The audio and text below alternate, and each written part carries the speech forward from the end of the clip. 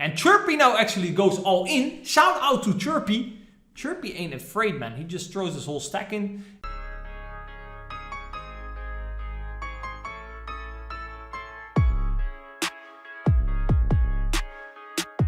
Do you want to know what is inside the Mechanics of Poker program? Go over to the site where you can watch a free 1-hour demo.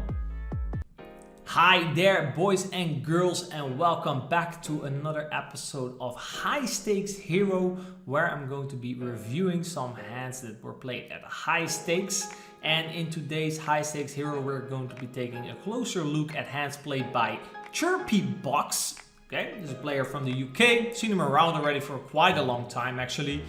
Usually when people are from the UK, yeah, they can actually be from anywhere. A lot of Spanish players there, for example. He does have like a Boca Juniors shirt, if I'm not mistaken. So it could be maybe Argentinian as well. However, I do see them usually just continue living in Argentina. But hey, a lot of cool stories, bro. Let's get into the hands. So the first hand, Chirpy opens under the gun, and Angry Ogre decides to 3-bet the small blind. Both players have probably played together, I don't know how many hundreds of thousands of hands, because they've both been playing for, I don't know, at least like the last 5 years that I know of. So we call a 3-bet, and Angry Ogre decides to check, which I think he's going to do quite frequently on this board, as he's probably not 3-betting 5, 6s, 7s, and 8 all that often. He could be raising that and calling that to a 3-bet.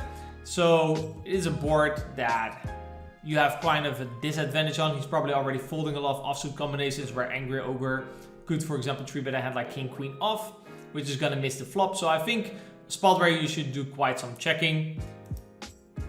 Angry Ogre does actually go for the check raise. Hands that this could make sense with, obviously very strong overpairs. I do think it's a spot where we should maybe be a little bit careful with our lower overpairs. So like 10s and jacks could maybe, feels a little bit like an overplay, as Chirpy himself can obviously also still have jacks and queens in these positions. So I would now say that Angry Ogre is kind of saying that he has kings, aces. I think kings and aces could be played this way. Queens is then already a little bit dicey. Maybe we should just check call queens a little bit more often than check raise it.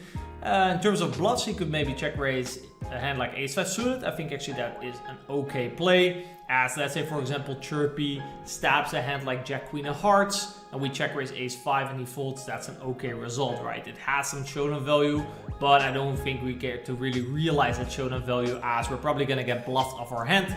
And I don't think we're always calling down, right? So then just using it as like a bluff and a blocker to his set and to like 5, 6 suited, I think, and to maybe pocket ace, but I think unlikely. Could actually be that he just never 4-bets in these positions. But I think that would actually be a fine play. In terms of bluffs, maybe as well like jack queen of hearts. I think jack queen of hearts is a good stab and a good check raise from both. Obviously blocking jacks and queens, having equity versus 7s, 8s, 10s. I think that would be a fine play. I would usually proceed here by... Actually, it's quite interesting. A lot of these hands, by the way, I'm also seeing for the first time. So it's not like I've done a great analysis and tell you exactly what Pyro does. I'm just going to give you my thoughts on the hand. And then afterwards, we can discuss further in the comments down below. Maybe I'll... if there's a lot of commotion, we can maybe look at what the solver does. But I'm just going to tell you what I think of both plays. It's interesting here what Chirpy does. There is some incentive to fast play some of our hands. Let's say, for example, we have a set because we just named queens, kings, aces, probably going with it, and we don't really want the board to run out scary. But on the other side, then we should probably also maybe bluff some 7s and 8s some of the time, or basically just re-raise, let him fold jack queen. Basically always get to realize our equity and not get bluffed. So I'm actually not really sure how in position here plays, but I would imagine some fast playing. Chirpy calls, which actually, I mean, if a 7 or 8 rolls off, there's only 2 cards, and then we still have 10s, jack, queens. So actually, I'll take that back. I think we can just call here quite often, even with a set. I don't think we have to worry that much. And just for example, right now, he could have picked up a hand like jack queen suited, and then we can maybe now get some value from that. Angry Ogre decides to go all in, Quite an aggressive play. It's a spot where I do think people will lack. It's quite hard to find a lot of bluffs. Jack 10 suited, Jack Queen suited were maybe like some natural hands that you could be bluffing with. So I think actually the sizing is maybe a little bit overdone. And I think he's kind of putting us in a position where we can just call with a set and basically fold the rest, which obviously as a strategy for Angry Ogre, I don't think that's a great idea. Let's say we do have pocket queens as chirpy. It's a very puke type of spot, especially if we have queens with a heart, for example. Queen 10 of hearts maybe could be a check raise, or king queen of hearts could be a check raise for Angry Ogre that is now jamming. So I think actually this bet is maybe a little bit too big. I would have liked to see maybe a half pot or something. I think that's probably a better sizing to choose. And if I was chirpy, I would now probably do quite a lot of folding and just fold 7s and 8s. Also, if we have 8s now, no, if we have 7s, our 8 is maybe not even that live anymore if he does have queen 10 suited. So yeah, if I'm chirpy, I'm just gonna call here with a set and basically fold the rest. And if Angry Ogre did show up with enough bluffs that I'm now maybe over folding, yeah, and he managed to find a lot of bluffs in this position, exploits that, then I think he deserved the pot. That would be my strategy. But I would say Angry Ogre is quite strong, and I would say when chirpy calls, I'm not really sure. I don't really know chirpy that well. I would just call strong, but let's see. He has kings actually, so yeah, I don't think he's 4-betting that much in these positions. Then, like I said, definitely jacks, 10s, be very careful if you're in Angry Ogre's shoes. Angry Ogre showed up with the queens himself, which I don't really like on the turn. I think he's kind of overplaying his hand, to be honest. And the money goes in, and our hero, because we're rooting for Mr. Chirpy here. We're rooting for Mr. Chirpy with the Boca shirt. Go Bocas. Wins the nice little first pot of the Highstakes Hero of Chirpy Box. We open, this is a 3.5x strategy. I'm not really sure if he uses a mix strategy. This is something that, for example, I like to do when I use a mix. Then my raising range, I don't mind opening a little bit bigger. Villain calls with 2-8 king flop. We decide to go for a big bet, which is definitely possible on a 2-tone board. Villain calls, and we see an 8. It's probably going to be a high frequency check for chirpy after using a big bet strategy. Diogen calls, decides to bet. I think his sizing is fine. Probably could mix in some overbets, as there's quite a lot of hands that could now check call. So let's say, for example, you're in chirpy shoes, you're probably forced to do quite a lot of checking on the 8 turn after betting big on the flop. So let's say we do have an 8. Probably chirpy has still quite a lot of flush draws that are calling regardless. He will have quite a lot of king X. So I think range with range, I think we should definitely also use some bigger bets here. Maybe only over bets, and then probably like the only hand that I can really think of that likes this sizing is maybe king jack, king 10. But I think there's also a lot of merit in just checking and letting a hand like 9-10 suited in or something, because those hands have 0% equity. So also I think a benefit of having a big bet strategy here is, let's say we do have an 8 and he has 9-6 of clubs. He's probably just forced to fold on the turn, and he's still calling a king. So I think he should probably be using a bigger sizing here with his range. Chirpy calls. River is a 6. Chirpy checks. Diogen goes for a 3/4 again, which again I think is an interesting sizing. However, now the river does complete a flush, so and like I said, I think chirpy is going to check off quite some flush draws on the turn as well. So I do understand the downsides here if we do have, for example, an 8. Okay. Now chirpy decides to go all in, so we're rooting for a hero to have a good hand here. Diogen now is in a little bit of a tough spot. If he has an 8, he now probably has a bluff catcher, unless he maybe has ace 8. Maybe chirpy is playing ace 8 the same way. So I would definitely call ace 8 if I'm Diogen's shoes. When we go lower in our 8x, it becomes quite dicey. Probably having like queen 8 with the queen of clubs, with the queen of diamonds or something, are good hands to call with. I think any ace 8 and then your queen x, your 8x, I would look to have a diamond with my hand. In terms of chirpy, a good hand to be bluffing here with, obviously you want to be looking at, let's say, a hand like ace of diamonds, queen of hearts, for example. Something with the ace of diamonds would make a lot of sense, and then like a high card with it, so that it's blocking like some of his stronger 8x. Actually, that doesn't really matter here. So the second card I think is a little bit irrelevant. Maybe ace of diamonds deuce would be a great candidate. Ace of diamond 6. Ace of diamond 6 we don't really have. We're not really check on the tour. So ace of diamond deuce. If he would have opened that I think is an okay candidate. Aces maybe. I think aces with the ace of diamonds actually is a fine bluff. Ace king with the ace of diamonds is a fine bluff. Yeah, I think those would be probably the bluffs that you're going for, right? So did Chirpy show up with a bluff? That's now the question. No, Chirpy showed up with the pocket kings, and Diogen called with the 7-8, even having the 7 of clubs.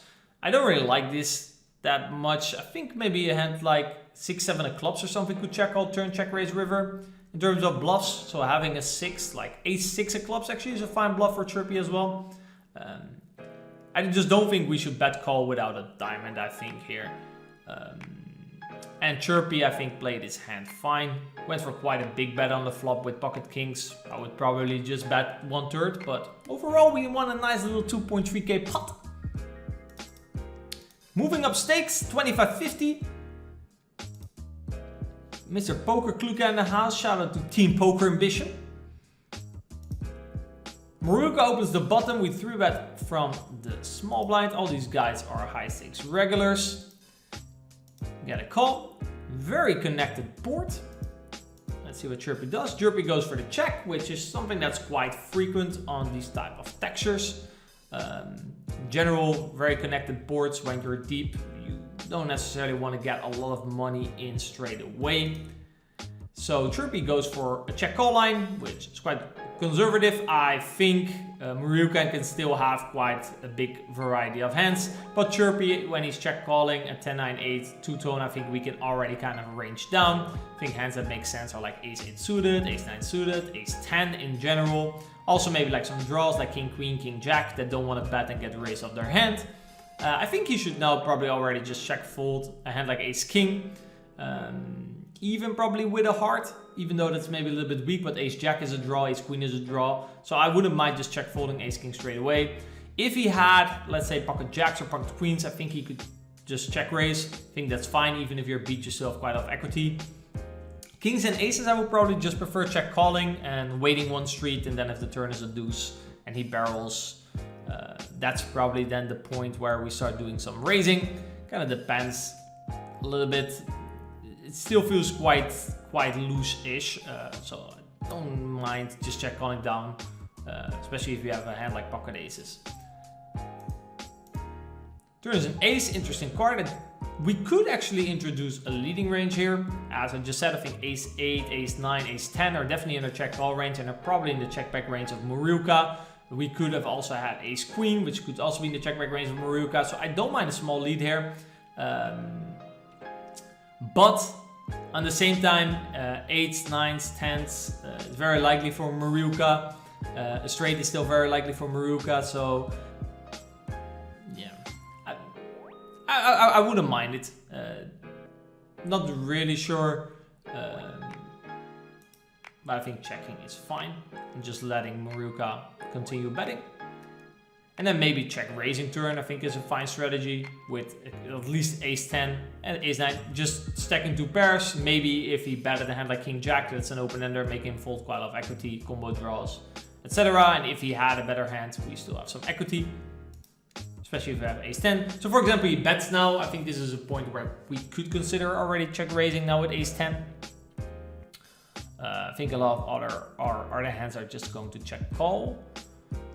Let's see, would we ever have a bluff check raise? 10 jack or something? A bit funky. I don't know, it's gonna be a little bit hard, I guess, to find bluffs here. But I guess 10 jack is like the first hand that comes in mind. A holding like that, a holding like jack 9 suited maybe, not sure. We call again, okay, interesting. River is a 10, pairing the board and bringing the flush. A lot of, like, if Maruka now has still has the sets. Think he should be checking back like some flush draws at some point. Maruka should also have like some more unnatural type of bluffs, like 5-4 spades or something, or like an underpair. So I think, again, it's the correct strategy is to just keep on checking, just like I think on the turn is the best strategy. Checks. Maruka actually checks back. We don't really know what he has. If I would be streaming, we could now maybe play the chicken song, depending on the showdown. And Chirpy actually showed up with the aces, which I think is a good check call on the flop. He decided to check call it on the turn, which I think is also fine. The downside is that now there's quite a lot of hands that we can maybe stack, like 8s, 9s, 10s, and there are going to be like some dicey rivers. But I do think, especially if you have a little bit more of an aggressive opponent, his bluffs should make up for that. Yeah, he checked back, but he could still have maybe like 8-9 suited that he now checked on loss. He could maybe have a hand like ace queen or ace jack that he now checks on loss. So it's not necessarily a give up. And I like the way Chirpy played his hand basically on all streets. So shout out to Chirpy. We're still at 25.50. This time Chirpy decides to go after Poker Kluka. Not a great idea, Mr. Chirpy. I don't know what you're doing, but I hope you have aces again. Again, one of these more connected boards, so interesting. Chirpy indeed starts off with a check again. Poker Kluka goes for a bet. This is going to be a quite common scenario here. Again, for check raising candidates, check calling candidates, kind of we're in the same story. I do actually think now that ace king with a diamond could probably peel, as on the 8, 9, 10. Remember, we had ace jack and ace queen, which were draws, which here it's not really the case. So I would just prefer to check call a lot of my ace kings with a diamond, maybe ace queen with the ace of diamonds, and then basically just check folding the rest. Chirpy calls, okay. Turn brings some connectivity. Kluka goes for a small bet again, which actually I like. I think it's a fine strategy. If it goes check, check too often, let's say, for example, we use a big bet. If we're in Poker Kluka's shoes, we're going to reduce our betting frequency, and therefore our position is just going to realize quite a lot of equity. This allows us to bet a little bit more hands. So let's say we have a hand like 8-9 suited or something, we can actually bet. Let's say we have 9s, we can actually bet. So I like the sizing used from Poker Kluka. As well, it kind of forces the out of position to keep on calling with maybe a hand like a7 suited. In general, it's a hard sizing to defend against, so I definitely like it. Chirpy tags along, so he probably now has a mate hand. He could definitely have aces again, which I think is very legit. He could have the ace queen with the ace of diamonds. He could still have maybe a straight. He could still have a set. He could basically, both ranges can still have a bunch of hands. So let's see what the river brings. The river is a 4. Shouldn't really change something for Chirpy. I don't think he will have a leading range here. I think it's way more likely that Poker Kluka was bluffing off on the turn with 5s with a diamond, for example. And then that Chirpy now suddenly has a 5, same with like 6-5 suited. So I think we should not really be doing a lot of leading and just doing a lot of checking. And I think Poker Kluka should now kind of really review the strength of his hand, often using a big bet or check type of strategy. And I think he should just only bet 2 pair plus, I would say. And then Chirpy is kind of in a bluff cut scenario with even his strongest hands like kings and aces. So I think it's a good spot overall range-wise for Kluka. But actually Kluka checked down. Chirpy showed up with the 8-9, which I think is played perfectly fine. Could maybe check raise flop some of the time. I wouldn't actually be surprised if the solver would find check raises somewhere with this hand. It feels a little bit like a mergey hand, and solvers do like that. And Poker Kluka shows up with the queen jack, which I think is played fine at all streets.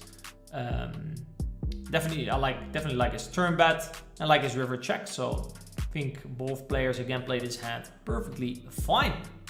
10-20. Chirpy 3 bets on the bottom versus EP.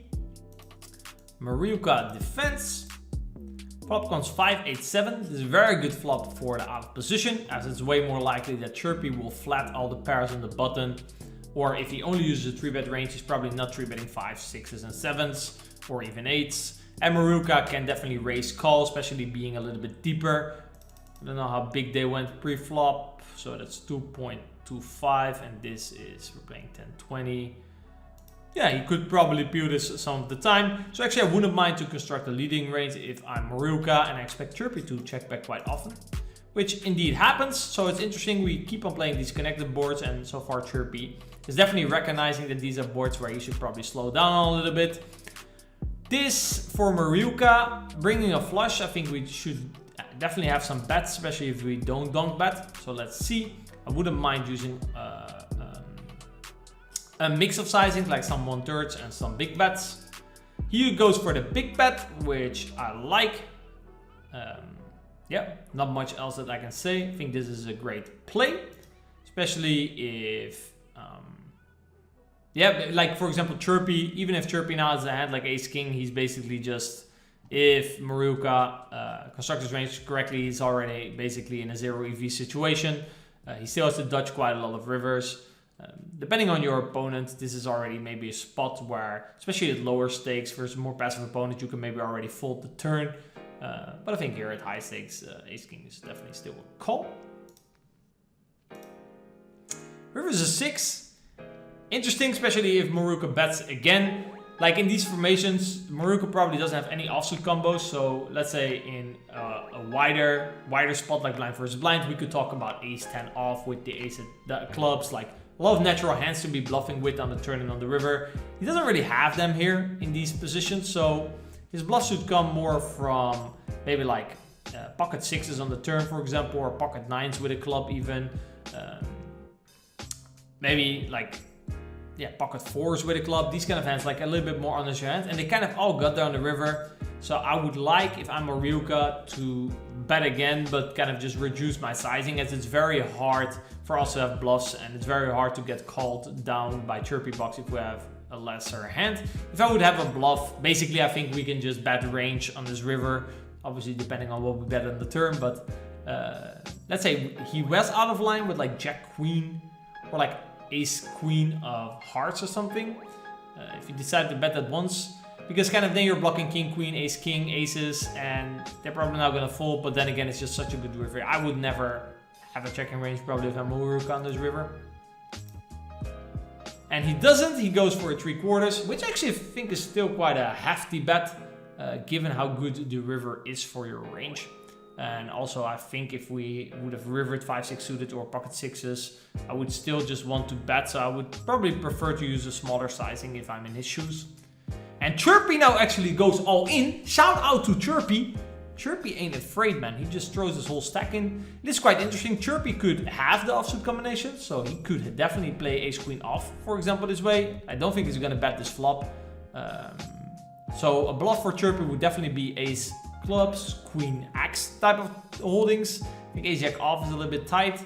He should definitely be bluffing maybe a hand like aces again, ace king with ace of clubs, just like a hand we talked earlier. And Maruka, yeah, Maruka again has just, yeah, I mean, Chirpy is kind of saying that he has a flush or he has a bluff, which involves some of these hands that I just mentioned. So it doesn't really matter if you're Maruka, if you have a set, a straight, a set, a straight, a flush, 2 pair, it doesn't really matter. They're gonna be frequency calls. And usually in practice that means kind of reading your opponent correctly and then frequency hero folding or frequency hero calling, depends on how aggressive or passive your opponent is. But if you want to play the spot correctly, use an RNG, and with a lot of these hands call them at a certain frequency. If I'm in Maruka's shoes, I don't really know Chirpy, I would just then go for the frequency, and yeah, if it's high enough, but I wouldn't be too afraid to get over bluffed here, to be honest. Maruka actually does lay it down. We don't really know what he has. But hey, Chirpy takes it down another little pot. Bit too easy to join the table, so 6 reg battling it out at the 25-50 tables. Chirpybrox in the meanwhile managed to gather a nice little stack. And he opens the button. The Kaya Muck 3 bets the small blind. And Angry Ogre now actually called 4 bets, so there's action and it's up to Chirpybrox. And Chirpybrox comes with the click it back, so it's all crazy action. It's quite an interesting play. They're a little bit deeper. I would say if you're 100 BB deep, this is not really a thing. But definitely with this stack size and these two being deeper, right? Because we cannot just jam, because yeah, then if Kaya Mock then decides to still have aces, let's say for example we have queens, we cannot just jam it in, because then Kaya Mock just calls with kings and aces, and then that's not a great strategy. Whereas if we click and now Kaya Mock comes over the top, we can either, we have to reevaluate the situation, and we can either see if Kaya Mock finds it in him to find some sort of bluff and then call, or estimate that he just always has kings and aces and fold like a little girl. So a very interesting spot. I think this is a good sizing to use. Angry Ogre now is allowed to have some calls, as I mean, he only has to call 1k to win 4k, looking to outdraw Mr. Chirpy. Kaya Mock at least gets out of the way. This is probably usually in these kind of spots you're quite relieved. If you see Kaya tanking, you're not very happy. And in the end, Angry Ogre also goes out of the way. And we win a nice little pot pre-flop. But I thought the stack size situation here was quite interesting. And actually that's it for the hands of Mr. Chirpy. If you have any tips or advice from Mr. Chirpy, if you have any comments on how hands were played or on my analysis, please leave them down below. If you liked this video, give it a thumbs up, subscribe to the channel, as I'll be releasing more videos like this, and I'll see you guys in the next one. If you want to see a free 1-hour demo of the mechanics of poker, our main coaching program, go over to pokerambition.com/mechanics.